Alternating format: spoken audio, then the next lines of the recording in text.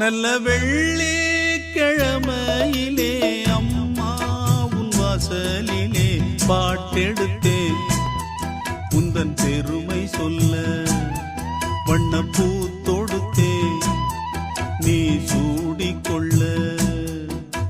வாடியம்மா வாழ்த்திடத்தானே காந்தாரியம்மா உன் மகன் நானே